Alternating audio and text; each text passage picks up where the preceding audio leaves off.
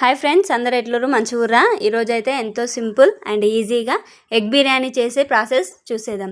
ఫస్ట్గా అయితే మనం గ్యాస్ ఆన్ చేసుకొని ఒక గిన్నె పొయ్యి మీద పెట్టుకొని కొంచెం 3 టేబుల్ స్పూన్స్ ఆయిల్ వేసుకొని ఆయిల్ కొంచెం హీట్ అయినాక సాజీరా, బిర్యానీ ఆకు, కొంచెం జాపత్రి అవి ఉంటాయి కదా, మసాలా దినుసులు వేసుకున్నాక అవి కొంచెం కలర్ చేంజ్ అయినాక ఆనియన్స్ వేసుకుందాం. ఆనియన్స్ అనేది కొంచెం రెడ్ కలర్ వస్తాయి కదా, అప్పటి వరకు అయితే మంచిగా వేయించుకున్నాక టమాటాలు అయితే కట్ చేసుకుందాం. ఇక్కడ చూడండి, ఆనియన్లు అయితే కొంచెం ఎర్రగా అయినాయి. మనం ఎర్రగా కాగానే మనం ఇందులో అయితే టమాటాలు యాడ్ చేసుకుందాం. టమాటాలు మంచిగా సాఫ్ట్ అయ్యేంత వరకు మనం కుక్ చేసుకోవాలన్నమాట. ఒక గిన్నె మీద మూత పెట్టుకొని కుక్ చేసుకుందాం. చూసారు కదా, ఈ టమాటాలు సాఫ్ట్ అయ్యేంత వరకు అయితే మనము ఎగ్స్ని ఉడకబెట్టుకున్న ఎగ్స్ని పొట్టు తీసుకొని పక్కగా కడాయిలో పెట్టుకున్నాం కదా, కొంచెం ఆయిల్, ఎగ్స్, కారం, పసుపు వేసుకొని మంచిగా గోల్డెన్ కలర్ వచ్చేంత వరకు వాటిని అయితే వేయించుకోవాలి.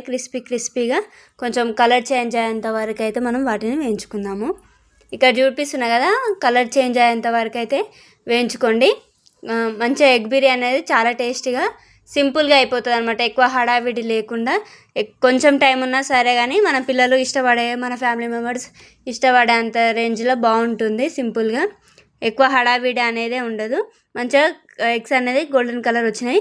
అంతలోపు మన కర్రీ కూడా, టమాటాలు కూడా స్మూత్గా మెత్తగా అయిపోయినాయి. దీంట్లో కొంచెం కారం, మీ టేస్ట్కి తగినంత కారము, మీ పిల్లలు ఎంత తింటారు, మీ ఫ్యామిలీలో ఎంత తింటారు అనేది మీకు తెలుస్తుంది కాబట్టి కారం, ఉప్పు, పసుపు, అల్లం వెల్లిగడ్డ వేసుకొని మంచిగా కలుపుకుందాము. కర్రీ ఉడికించేటప్పుడు మొత్తం ఎక్కడ కూడా మాడిపోకుండా, కింద అడుగంటకుండా చూసుకోండి. కలుపుతూ మంచిగా వేసుకోండి అనమాట. ఆయిల్ అనేది సపరేట్ అవుతుంది కదా, కర్రీ మంచిగా కుక్ అయితేనే బిర్యానీ అనేది టేస్ట్ బాగుంటుంది. లేదంటే టమాటో అయినా ఏదైనా ఉడకకపోయినా అంత బాగుండదు. మంచిగా ఫస్టే కర్రీ వండుకునేటప్పుడే సింపుల్గా మంచిగా వండుకోండి. కొంచెం మసాలా వేసుకోండి.